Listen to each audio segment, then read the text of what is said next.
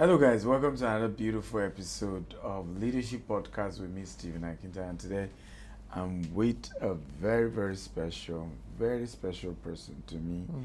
And if I say special, it's really special. Ladies and gentlemen, I have Pastor Lanre Oluseye. Yay, I expect to hear the applause. Yay. Thank you. I was on the Rock Port Harcourt. Thank you. How are you doing, sir? Very well. You should have been on this podcast all this while. I don't know why close associates, close friends, refuse to support their own person. It's not fair. Okay, part of the problem is we don't know where you live. That's part of the problem. Do you hold on? Do you live in Nigeria, Dubai, or Houston? Really, Yes. In fact, and this is a good place to ask. Where do you live, sir? And you don't know where I live. And you of all people don't know where I live.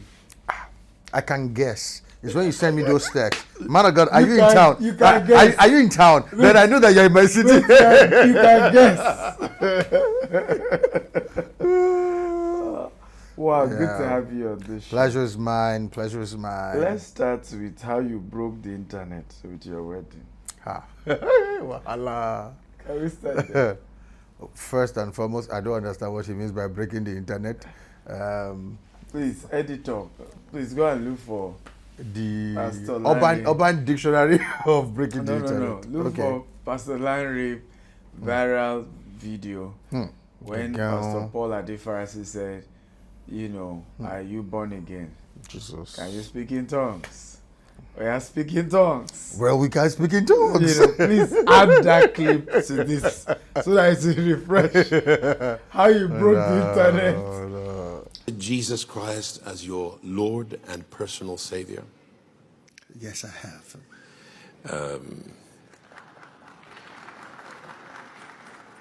Since then, have you received the immersion, the baptism, the saturation of the Holy Spirit to dwell within you? Yes, I have. Do you have the evidence of speaking in other tongues? Yes, sir. Can you demonstrate that evidence and speak mysteries about the future that you two will share? Be free. I feel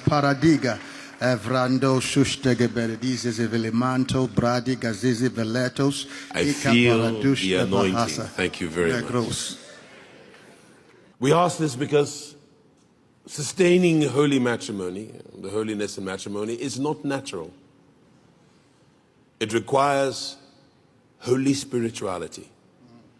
Because a man cannot keep himself except he is kept by God, the Holy Spirit, to the sacredness and the sanctity of his vows. That's why we ask, because marriage is spiritual. Likewise, Lady Kate, have you accepted Jesus Christ as your Lord and personal Savior? Yes, I have. And I trust that, like your spouse-to-be, you also have received the Holy Spirit to dwell within you. I have. I'm sure we will hear the evidence. Libra sada liga anda lusubrama anda sodige. Labra anda lusiga da anda sega da anda luda da. Mashu bradeya deya deya usaga da anda luega du sumana nanaye shega du dodo. Ibra nasege iga luda imanunos kega la handa. Ubra ana Come on, put your hands together for the bride and the groom. They both, you can't hug her yet. Be patient. After 10 years of losing... 9 years of losing your late wife, may I so rest in peace. You finally decided to marry again. Yeah, I finally decided to. Tell us that journey. Well, for me, it wasn't too difficult. You know, when I turn 50, I tell people there are pivotal ages in our development. Yeah. For some people, 30 is a turning point. For some, 40. For me, it was 50, even though my 30, 40 were also quite instrumental, but in a different way. When I turned 50, certain realizations dawned on me. And I've shared this with some of my close friends. And it was very simple. I told myself that if a man dies at 75, his family won't cry too much. Yeah. They'll say he has tried, he's lived a good life. By virtue of strength, if he makes it to 80, that is wow. In fact, I don't know anybody who dies at 80 that they do with deep sorrow. No, they will say for a life well spent. That's true. Right? So when I turned 50 and I'm like, I'm trusting God for 25, another 30 years, it dawned on me that I've spent 2/3 of my life. So I needed to decide how I wanted to spend the last 1/3. Wow. And one of the realizations I came to was I don't want to do it alone. Wow. So it was a carefully thought out, prayed over, intelligent decision that this is how I want to live the last 1/3 of my life.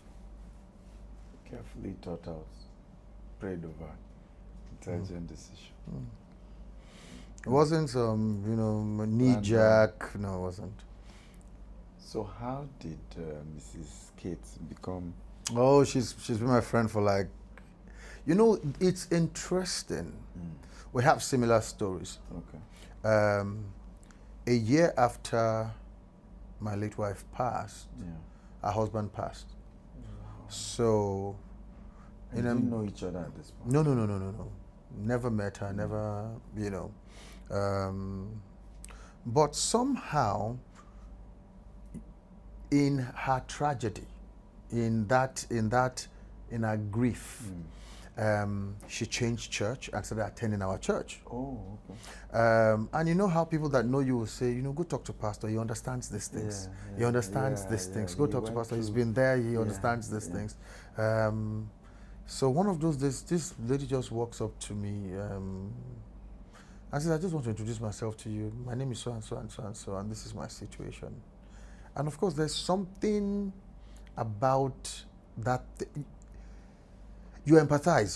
There's no way around it. So I'm like, okay, how can we support you? This, this. Of course, she already had a career. She had her children and all of that.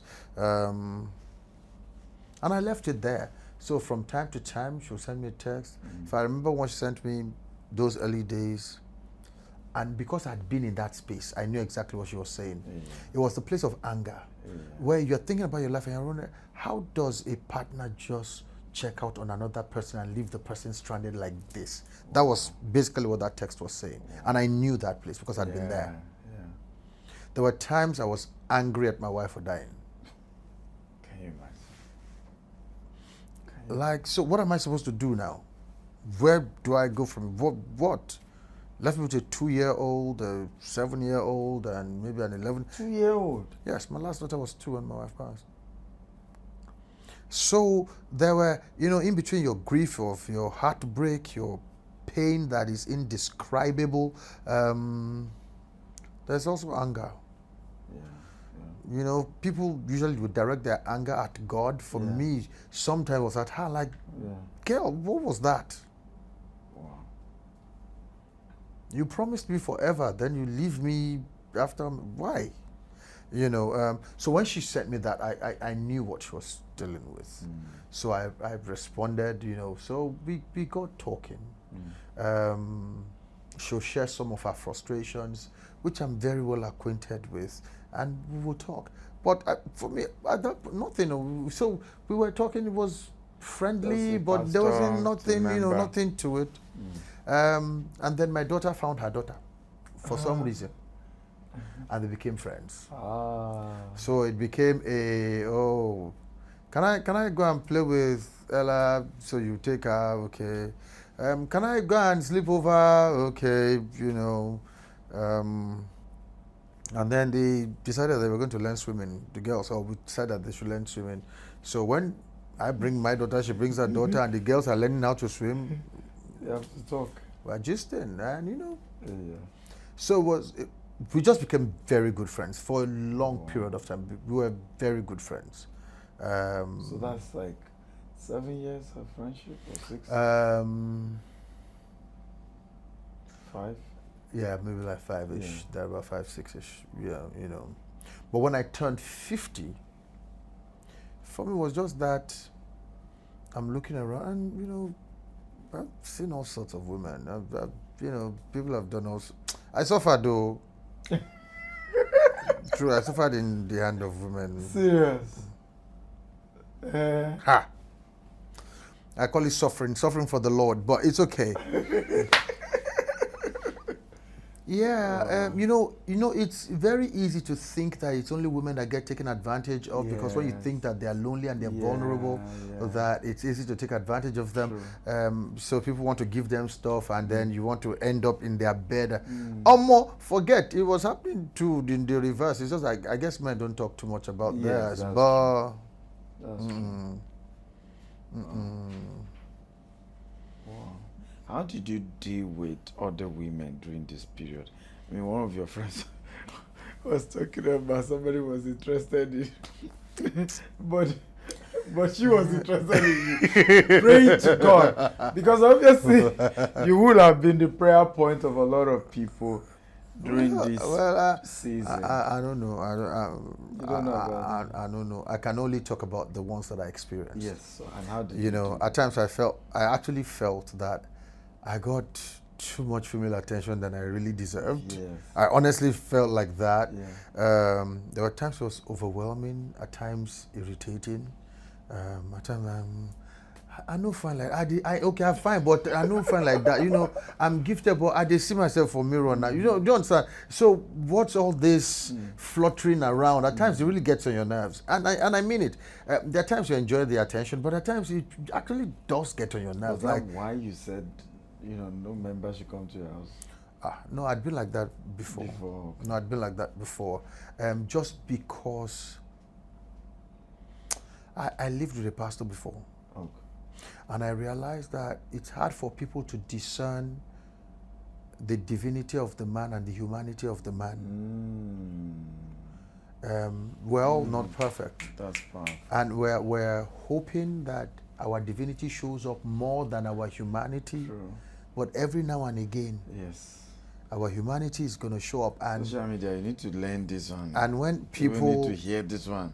When people around you cannot handle your humanity, come on, it can become discouraging for them. So you hear things like, but he's a pastor, why does he get angry? Forget that. Paul had a thorn in his flesh that never went anywhere, and I don't know whether it's sickness. You know, pastors have a lot of theological angles on it. Some say, oh, it's sickness, some say it's this. But there was something that did not go. Yes, and it was humanity. It wasn't divine. He said it was in his flesh, yes, so we know. Weakness. So whether we take it as metaphoric or literal, yes, the truth is that it had to do with his body. So if it's literal, then we say things like, oh, okay, maybe he was ill, maybe it was a sickness he was dealing with. If it is metaphoric, then we'll say, okay, maybe something in his flesh. True. Because he had a thorn in his flesh. It was a thorn in his flesh, which means it had to do with his fleshly side, his carnal side. There was something that Paul was dealing with. Right? So for me, that was the reason why. I will be as accessible as I can, but because pastors also need quietness. True. They also need peace at times. Yes, pastors should be accessible. Yes, pastors should be approachable, but they are a limited resource. True.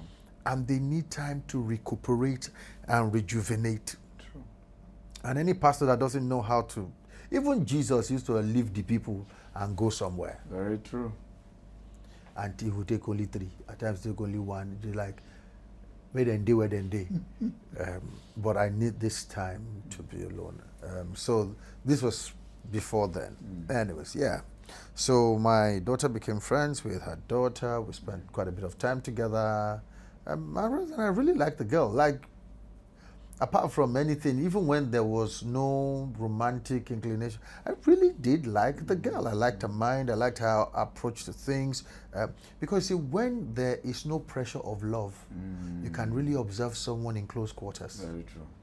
I think love just puts pressure on everybody. Once romance enter, you can't see clearly. Yes, that's true. But if you're friends with someone and there's no pressure of that, you see them angry, you see them vulnerable, you see them cry, you see them, because they don't send you and you don't send them too. You know that if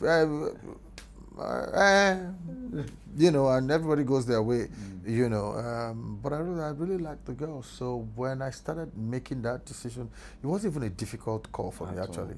But that decision was made after 50 or before? Did I entertain the thought before? Yes. Yeah. But when I turned 50, it kind of solidified in my mind. Like, let's do this. Yeah. Let's do this. I mean, I've met her. I kind of feel she's classy. She's a bit opposite of you. Hey, Jesus! She doesn't eat amala. Mighty God, please, guys, you need to find a way to kind of expunge that. See what he said. Off the mic. So what you're saying is that me, I don't get class. As I grow up for a butemetana. It's okay. I mean, you could see. I mean, like poise, you know. Hey, Jesus. You know. Even my pastor made jest of me. He said, I said you should kiss the bride. Your body was just shaking. I said, hey, oh, Lord Jesus. I said, but your wife was so calm. Yeah. She had panache, she had class. I said, ha. This is me thinking I'm sophisticated.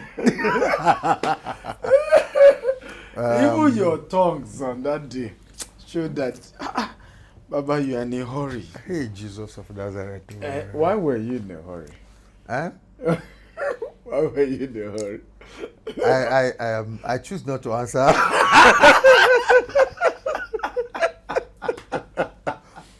That particular question, I jump and pass.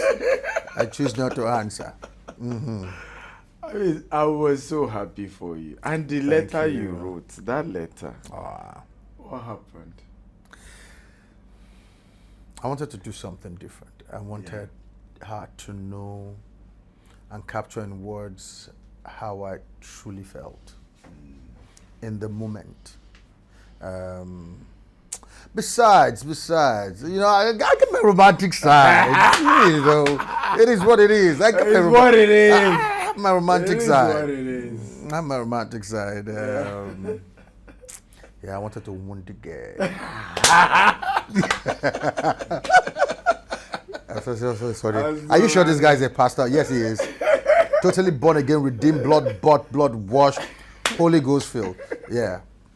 But also romantic. Good. That was good. Thank you. Well, thank you. Blending families. So you had 3 children. She had 3. How did you work that? You know, because we were always in each other's space because of the little girls, it was easy for the older kids to also play together. So we already had some kind of chemistry going amongst the children. It wasn't, honestly, it wasn't a difficult transition. Wow. It wasn't a difficult transition for at least as far as I know. Do you have an advice? Do you know that when I asked my son, when I told my son that I was going to get married, like I'm thinking, this is what I'm thinking. My son is 20. Hey, Jesus, he's 19. Okay, it's going to be 20 soon. When I told him out, he didn't think twice. He didn't say, there was no other. He just said, is that a Kate? Wow. And I said, yes, it figures, you know. And that's it, you know. So subsequent conversations were easy. It was, in fact, after the fact that these children that had been gossiping us, these children, these 2 people, be like saying, the way things are going here, something was going to happen. And I think when 2 people are fond of themselves, it's difficult to hide. Yes. You know, I feel if 2 people are fond of themselves, I think it's. But do you have advice for people who are trying to have a blended family? Because this, particularly for people from our background, it's been a tough. You know what I say is this: don't overreach. So where her children are concerned, I let her lead in how she deals with them, scolds or disciplines them. I'm not trying to, because there's a period of accepting, right? I'm not trying to replace their dad. And with my children, she's not trying to replace their mom. She's coming in as, you know what, I am here for you. I love your father, but I am here for you.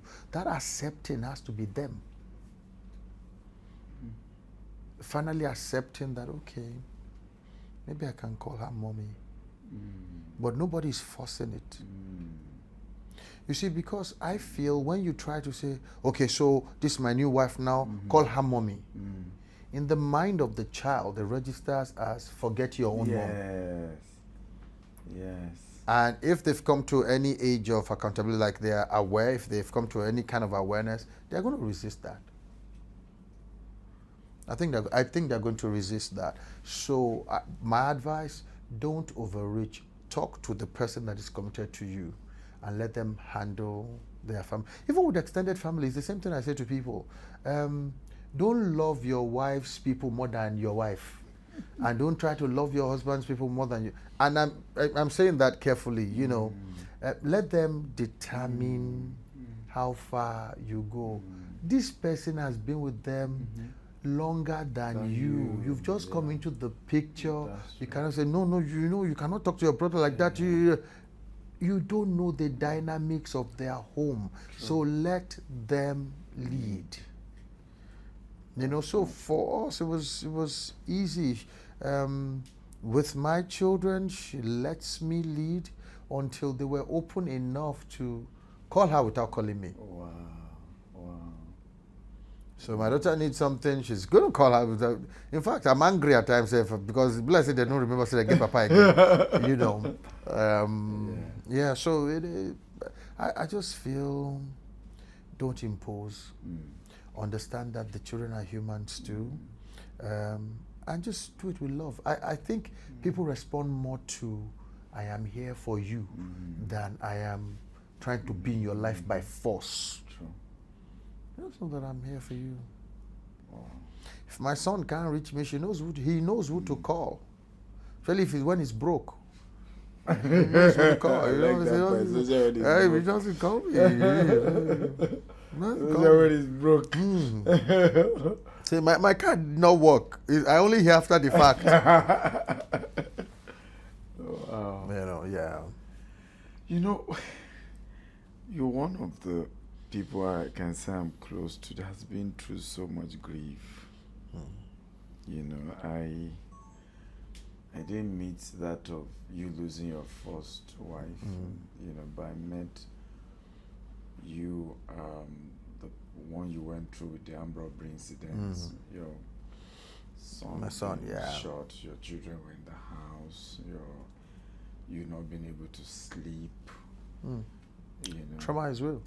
Yeah, I mean, I did a whole write-up, you know, during your wedding, and and thank you for that. Thank you. I read it. Thank you. You're welcome. But thank you. But people who don't know our relationship will not know that was coming from a deep of somebody who's been through so much, and that's why I say this God is faithful. Oh, you know, yeah. to now crown it with your wedding and how everything is, it's just a strong compensation. But how have you been through all this pain? Is my question. How have you? I mean, there are people watching us who have been through pain. And I've seen you manage it with grace. You've pastored in the process. You continue to pastor. And okay. I don't know whether I'm managing it all. Because did, at least from me watching. Because you ask yourself, what are the options? Is either you stand or you capitulate. For me, capitulating wasn't an option. So, was it hard? Yes. Was it tough? Very. Were there long nights of tears and seeking for some explanation? Yes. But I learned one day at a time. Just survive the day you are in. When you wake up, thank God for that day, do what you need to do, go to bed, wake up the next day. One day you're going to arrive at a place where it doesn't hurt so much. And you don't feel so sad. And then you realize that, oh, I can actually smile again. Oh, I can laugh. I can really laugh. I can play. You know, someone asked me an interesting question. Said to me, Pastor Lanre, do you really get over when you lose a spouse or someone really close? I thought about it and I said to the person, you don't get over it. It just becomes a part of the new you. So you're not going to stay in grief perpetually, but it doesn't mean that you have forgotten the person. It just becomes part of the new you. So it's like me and my wife now. We can talk about our husband freely, our late husband. And we can talk about my late wife freely. We can remember fun things. We can also remember things that were not so fun. It's just a part of who we have become. It's our experience, you know. So it just becomes a part of the new you. It's who we are. It's who I am. It's who she is. And that's it, really. You ask me, how did I go through pain? I can tell you, no. You see, there are seasons you go through in your life that nobody can tell you that God does not exist. There's a level of pain that you don't have words to describe. It feels like your heart is going to rip out of your chest. I remember the first few days that my wife passed. I was walking on this Lekki Ikoyi Link bridge, almost like a madman, totally unaware whether cars were coming or cars were going. Tears were streaming down my face, and I did not care who saw me or who noticed. You know, I didn't know what to make of it. Jesus. You know, so there are levels of pain like that. That is the truth. And that's why you can't tell me that God does not exist, because how do you make it through those kind of days if you don't have God? I don't know how people do it. See, I don't drink, I don't smoke, I don't come and say, it's not whether you want to drink, that's your problem. I don't drink, I don't smoke. But you see, in the depth of my pain, I remember walking into Palms, I walked into ShopRite. It was during December, and they had this heap of alcoholic drinks, liquor, all right, as it were. Of course, it's December, so, I mean, people are planning for dirty December. Liquor, the sky high. And I stood there. For almost like 30 minutes, I'm looking. I have the money. I could buy 10 cartons because I was just looking for what to medicate the pain. So I stood there. Let me tell you, you can't tempt me with alcohol. Alcohol is not something, you know, every man is tempted when they are led away by their own. I don't lust after alcohol. It's not part of my lust. If you like, say, oh, the color is light blue, it is green, it doesn't, it holds no attraction for me. Yeah. But I stood there, trying to decide in my head, should I buy it or should I not buy it? For like 30 minutes. And then suddenly it dawned on me like, okay, when I buy it and I drink it and I sleep and I wake up, this pain will still be with me. So I walked away from that and said, you know what, yeah, I'll just do what I have to do. God sustains us through pain. God carries us through pain. God sustains us through pain. I can tell anybody for free, God sustains us through pain. And the prayers of people that love us. And the prayer of the people that love us. Because I can tell you, I wasn't doing much praying then. True. I mean, I wasn't doing much praying. One will even be able to pray. I wasn't doing. That is, you like, you know, you're still angry with the person you're trying to pray. You know, I wasn't doing much praying then. So, but I had a lot of support. I mean, my wife passed a week to experience, and my pastor literally, all of us know, a week to experience. It's a frenzy in House on the Rock. Everybody, all hands on deck. People, Well, Pastor Paul left everything. Like, I've never seen him do it. He was with me that whole day, trying to make me feel better, cracking jokes here and there, telling me, you know, that's not her in that body. That's just that house. She's already with the Lord, you know. And it was very comforting, having someone like that stand by you in that kind of hour. Yeah. Yeah, so this shout out to Pastor Paul Adefarasin. I love you, Pops. Yeah, thank you. You know, I tell people, I don't know about any other person's experience. I can only speak for my own experience. Yeah. There are fathers who only stand with you when you are shining. They don't stay with you in the trenches. That is not my pastor. And I can say the same for mine. That is not my pastor. Yes. My pastor will fight for you in the trenches. Yeah. He will break anybody's head, regardless. Yeah. Actually learned how to pastor better from my pastor, actually. That's the truth. That's the truth. So he will stay with you in the trenches. Yeah, I wanted to ask you, who is Pastor Paul Adefarasin? Who is he? Number one, he's the only one that can answer that question. The question you will ask is, who is he to me? Yeah, okay, to you. That is it. That's it. Because it's important. I mean, a lot of time people often hear about people from others, and most times from others who have their own biases. Right? So we don't really get to hear from people who really are close to them, who really have had genuine experiences. And so, well, number one is, I had no intention of being a pastor. I didn't know I had a call. Okay, I don't know, Sha. You know, these things we have made it very difficult to explain. Okay, I can tell you a few things. When I got born again, and I really committed to the Lord, I knew I was not going to be a floor member. There was no way. And when I say floor member, it's not like I wanted to be a pastor, but I knew that I was going to be an active participant in any local assembly that I find myself. I was going to serve. But it wasn't to serve as pastor. It was just that I was going to be, I'm going to find a good local assembly, I'm going to find a great pastor, support them. I will sweep the floor, I will carry the speaker, I knew from when I got born again that this was what I wasn't going to be that kind of person. So, Pastor Paul was the one who helped me find my call. And I will explain.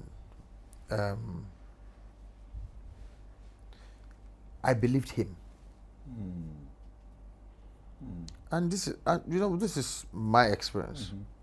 I believed him.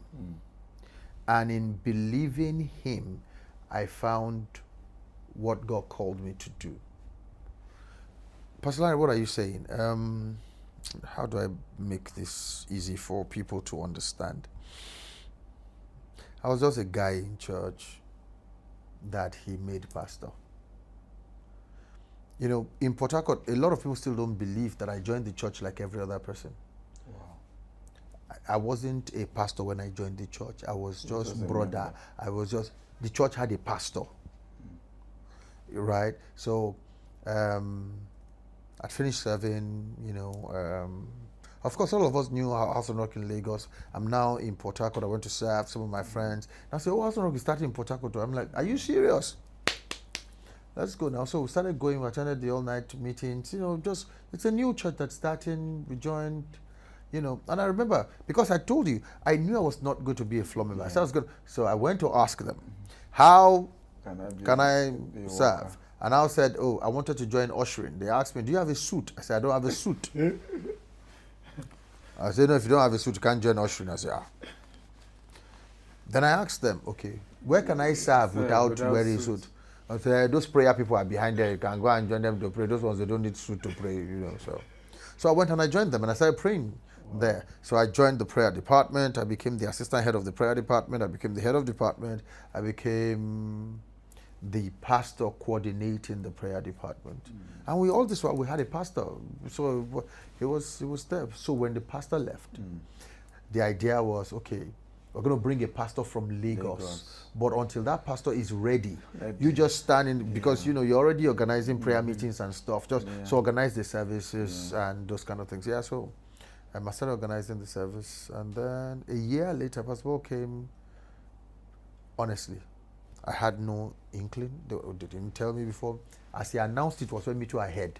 So he just said, okay, I've thought about it, I've prayed about it, and I've decided that the substantive pastor of this branch is Pastor Lanre Oluseye. As everybody they look me, and I saw myself, I did look myself. It didn't happen here. So that's what I'm saying. I didn't call me.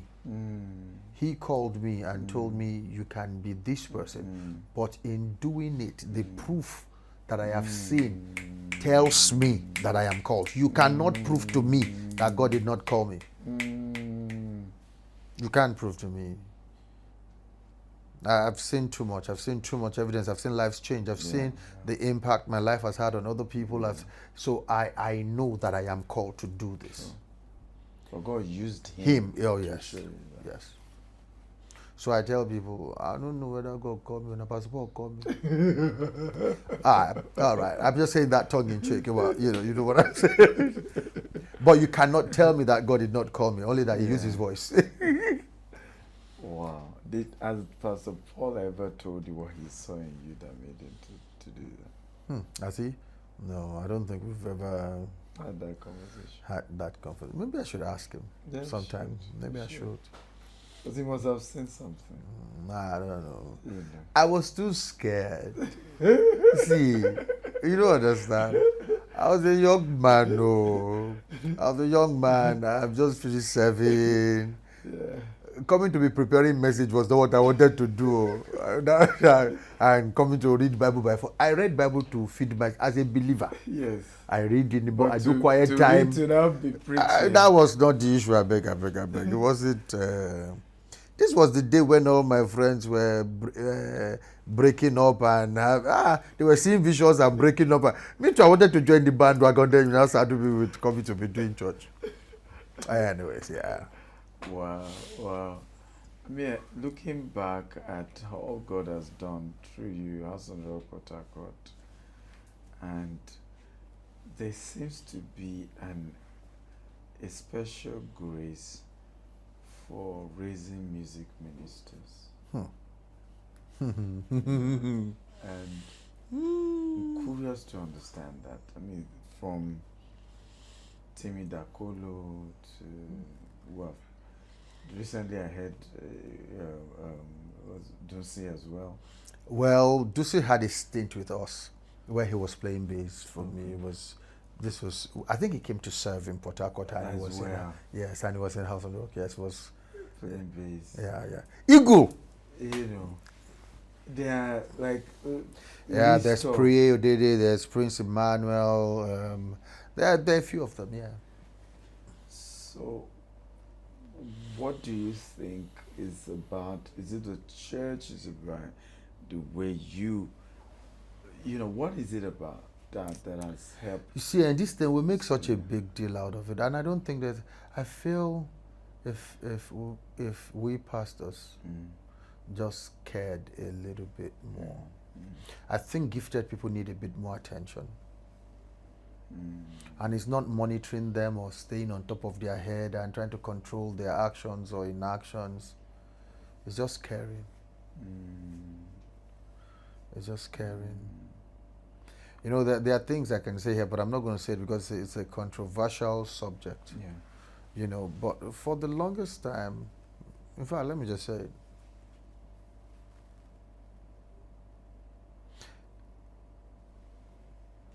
Most of my musicians are not paid.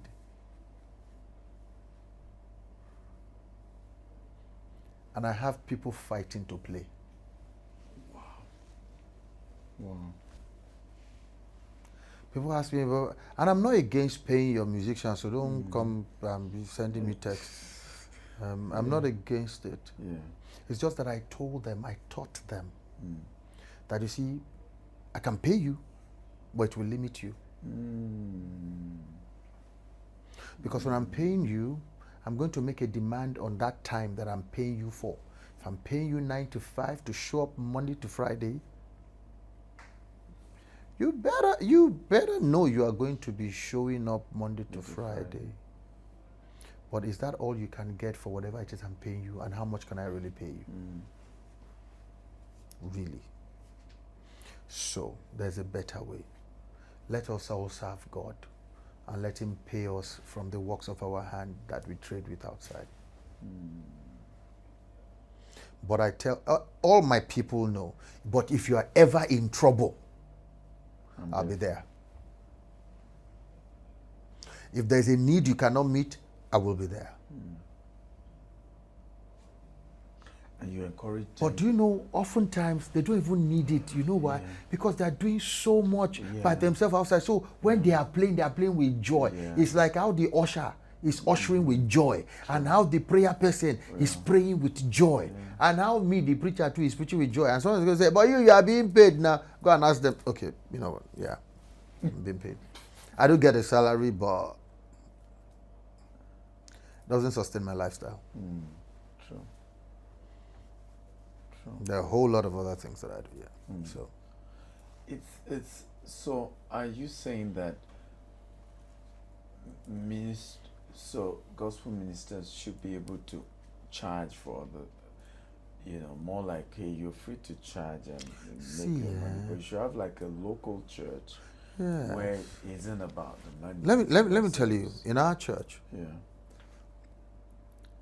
when the guys minister, maybe they do a song with the choir, they are serving in their local church. True. But oftentimes, when I do a concert, and I have other people come, I pay them an honorarium like I give every other person. No, that makes sense. It's as simple as that. In fact, in those concerts, when they want to act like, oh, we are church members, I tell them, you will sit with the guest ministers. You will come to the rotunda. Wow. You are our guest. I will not commonize your gift, even though your gift functions within this house. True. So all my guys know that they are honored. They have their seats, they have their, and it's intentional. I also I want the best for them. That's it. I want the best for them. I want them to thrive. I want them to do well. I want them to break records. You know, most of my guys, I know all their songs. Wow. I don't understand. I'm their biggest fan. I'm older now, so I don't know all the dance steps because it's too energetic for me. But there was a time I could compete. But now not as much. You know, I just feel as it is with any other gift, just nurture it. That's all. It's not that hard. And I don't think gifted people are bad too. Sometimes we just don't. You know, see, especially when they're just starting, they are just trying to survive. They're just looking for a way to put food on their table. So pastors should be a bit more understanding. The church should be a bit more understanding. We're all growing together. We should care for one another. This thing that we are fighting, it shouldn't. Honest, I don't think it should be. Because see, care does not hide. Come on. Care does not hide. If you care for someone, they will know. It doesn't. It will show in how you treat them, in how. And at times it's just empathy. At times it's empathy. You know, I learned from something that I heard Danny Alves said, and I used this to even train my leaders. And I said to them, Danny Alves is recorded to have gone on record to say that being coached by Pep Guardiola can only be likened to having sex. Really? Pardon my French. Yes. Really? So you know what that means? That guy will die on the pitch for Pep, not just for Barcelona. Jesus. So we that are leaders, can our people, can they play for you? Can they play for you? Like we all watch Premiership, right? And you know when a team is playing for their manager, like we will die here for Jose Mourinho. We will die on this field. Die here. Die here. Lord, I love I aspired to build a team of creatives, of people, not playing for me because I want to, but to play for the kingdom. Like, yes. I know that the kingdom cares for them. Yes. In all these years, what are some of your leadership quotes or principles that you would say are your favorite? I don't have quotes, but I have things that has helped me. Okay. The first thing I learned when I came to House on the Rock, hey Jesus, first thing I learned that excuses are the tools of the incompetent. They are monuments of nothingness. Those that use them are not wise. Hey, take it again. Excuses are the tools of the incompetent. Excuses are the tool of the incompetent. They are monuments of nothingness, and those that use them are not wise. It taught me never to accept an excuse for non-performance. One more time. Excuses are the tools of the incompetent. The tools of the incompetent. They are monuments of nothingness. They are if you are making me feel like a sage, like I'm saying something really profound. And those that use them are not wise. And those that use them are not wise. I will use this quote. This is a good one. I don't even know where Pastor Paul got it from, but it's basically our mantra. So I tell people, I don't know about any other church, the church that I pastor. I can give them 5 days and say, we're planning an international program. We have international guests coming in. You see this whole set. I want us to tear it down. We need to come up with a new set. And we will tear it down. When you come on the day of the event, it will be done. You know why? Excuses are the tools of the incompetent. They are monuments of nothingness. Those that use them are not wise. There's no excuse for non-performance. Come on. If we have to sleep there, we'll sleep there. If we have to fast, we'll fast. If we have to pray, we'll pray. People that are praying are carrying wood as they are they are knocking wood. Instrumentalists are yes.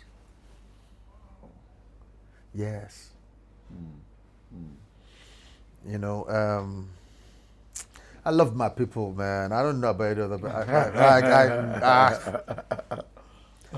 I love my people. I love my people. I've learned so much from them. Learned so much from young people. I see a lot of pastors have this thing. Oh, young people are so difficult to deal with. They have coconut head. They know the hair word. They are this. They are that. I don't totally agree. I think what is lacking is the kind of leadership that young people can relate to. Authentic one. You know, so a situation happened. There's an older guy in church, and they were searching of doing something. And this young guy comes. And it was a young guy, Jersey guy. Everybody's walking. And, you know, in every church, we all know pastor's seat is separate. We sure know that it's separate.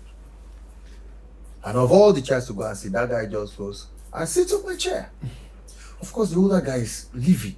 Like, what's wrong with all you, this young people? You don't have, you get the problem. The guy was asking him, okay, why are you asking me to get up from the chair?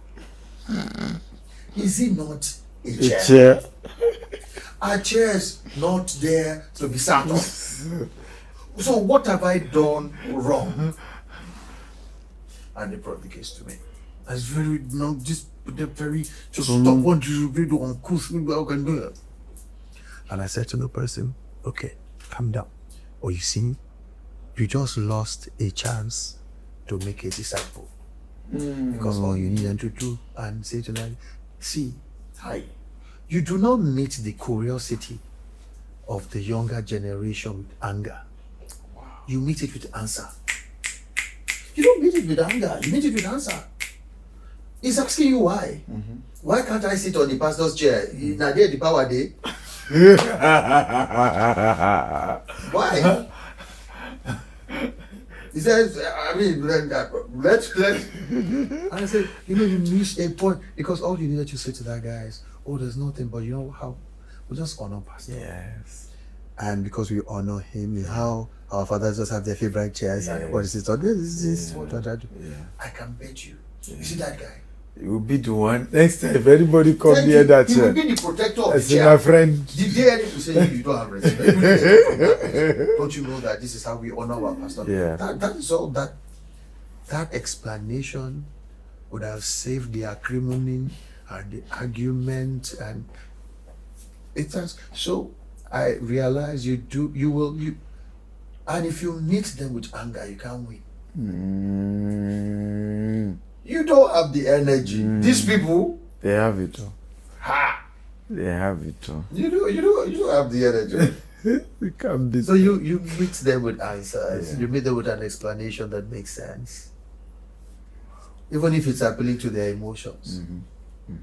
Because some of the things too, we don't have answers for it. That's true. I mean, That's true. So you said, That's today, what is your problem? It's simple. That's true. You know, I think people make life more difficult than it should be. Really. I think we know how to like that. I don't encourage that. When I have theological discussion with some of my people, like, people. I used to have a friend when I was in uni, and I used to laugh a lot, and he would come and meet me. So what is your problem? You're always laughing up. Was Jesus laughing on his way to the cross? Do you think this kingdom is about laughter? Can you imagine? And that's how some of us do. It has to be hard. Why is your Christianity so easy? Why? Don't you?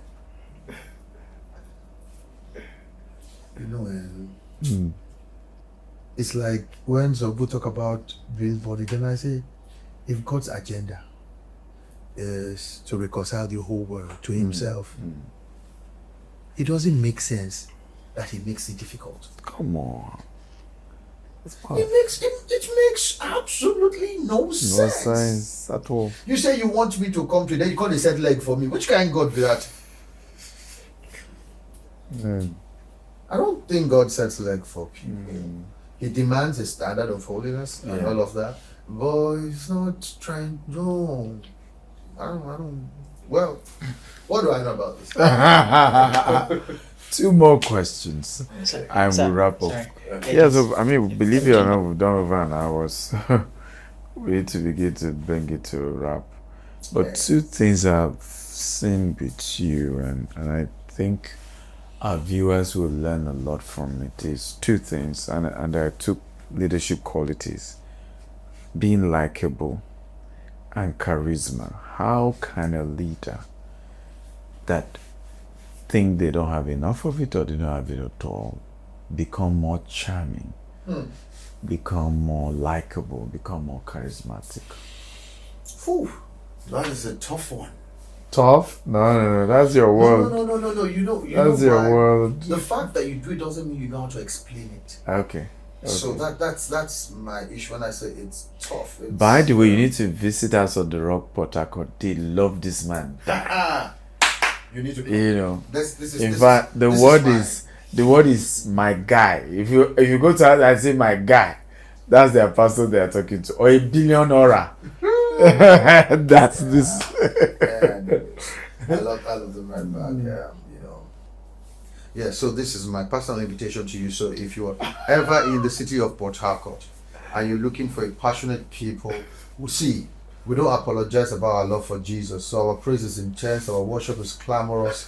When we pray, we really pray. And when it comes to the word, it comes with fire. Trust me, and that's on period. So the next time you're in the city of Port Harcourt, please pay a visit with the one and only, the House on the Rock, the Heritage House. You'll be glad you did. Producer, send them invoice. Please send invoice. No. You need to pay me for voiceover.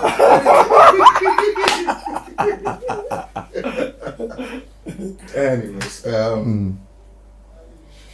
how do you grow I can only tell people what my experience has been, right? I can't say much. When I became pastor, there were things that I had to deal with.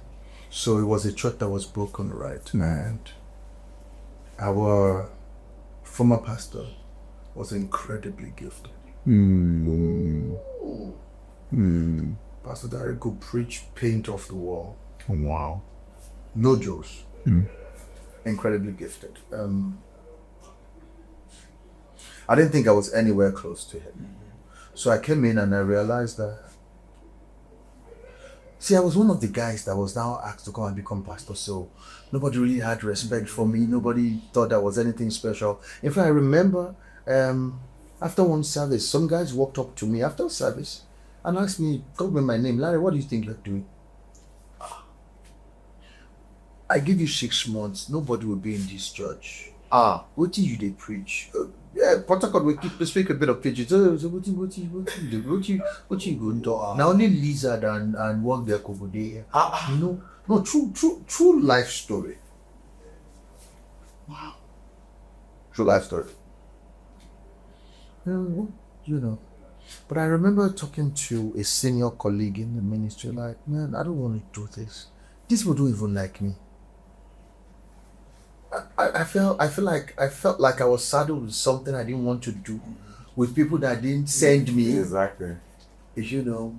And I can't forget, he gave me the best advice I got as far as ministry is concerned. He said to me, Lanre, nobody gives you respect on a platter. You have to earn it. Hey. He didn't try to be nice about it. He gave it to me straight. I said, okay. And then he said, become so good that it's hard to ignore you.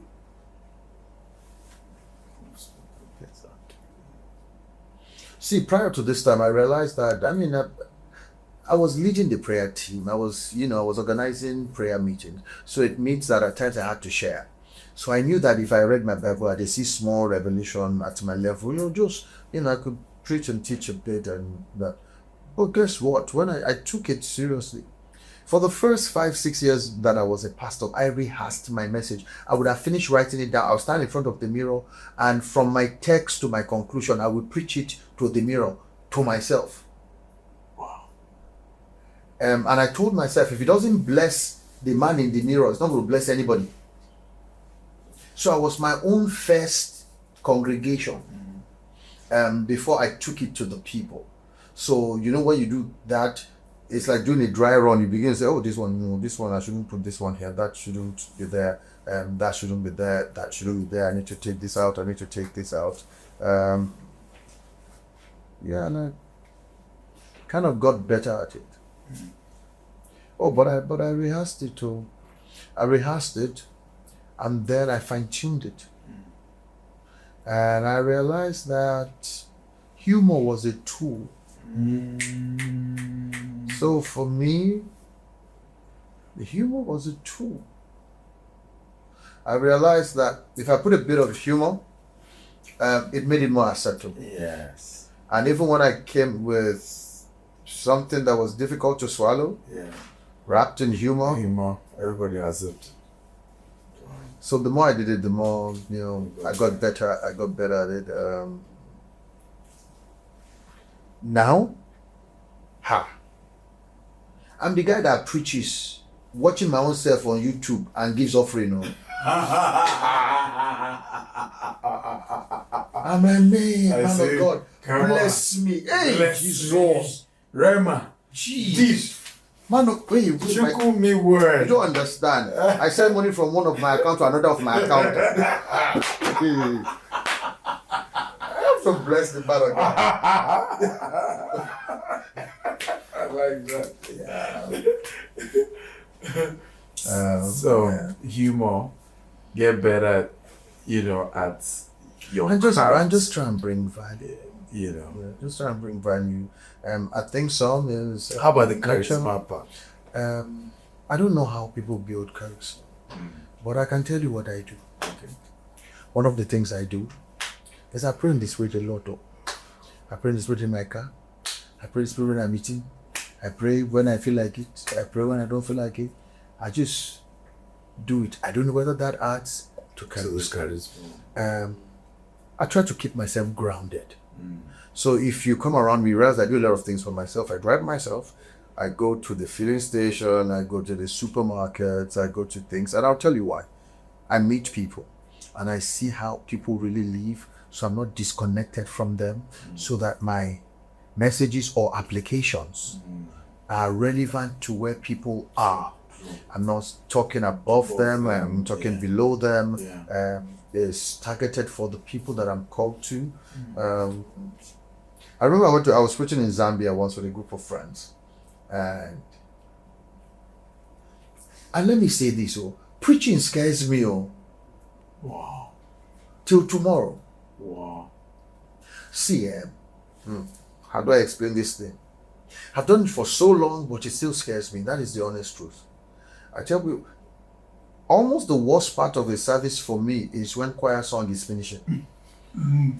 Because you know that after that, according to the liturgy, you have to go up. Usually I would have come to the edge of my seat and my leg, I'm shaking my leg. The people think that pastor is ready to go. But today's word, no, pastor is ready, he's fired up.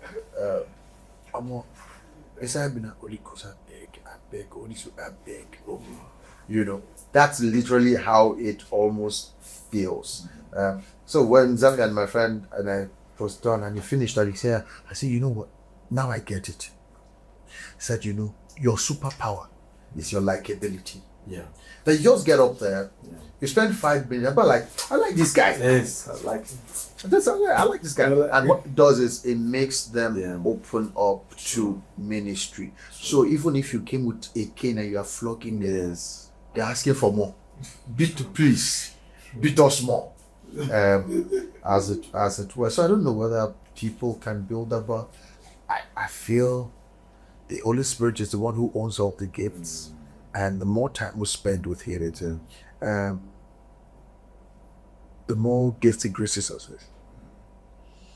Honestly, that's what. Pastor Lanre, thank you for coming. The pleasure has been mine. And long overdue. And I've totally enjoyed my time. Yes, we should have done this a long time. Trust me, I can do part 2, part 3. I could see a lot of areas I've not covered, but we'll bring you back. Praise Jesus. We'll do the Houston version. Yeah. This one I will involve your wife. Yes. We're Houstonian. Okay, so we're not Houstonians, we're Nigerians. Those who get it, get it. If you know, you know. If you don't know, you don't know. I'm a potato boy. It is what it is. So we'll do a version in Houston, and you'll be with your wife as well. That'd be great. And thank you. She's quieter though, but yeah, I know. But thank you for what you do. Thank you for the friendship. You've been one of those where we really have enjoyed our relationship, and thank you for being genuine, being there. Thank you too. Thank you for having me. The pleasure has been totally mine. We love you guys. See you next week. Bye-bye.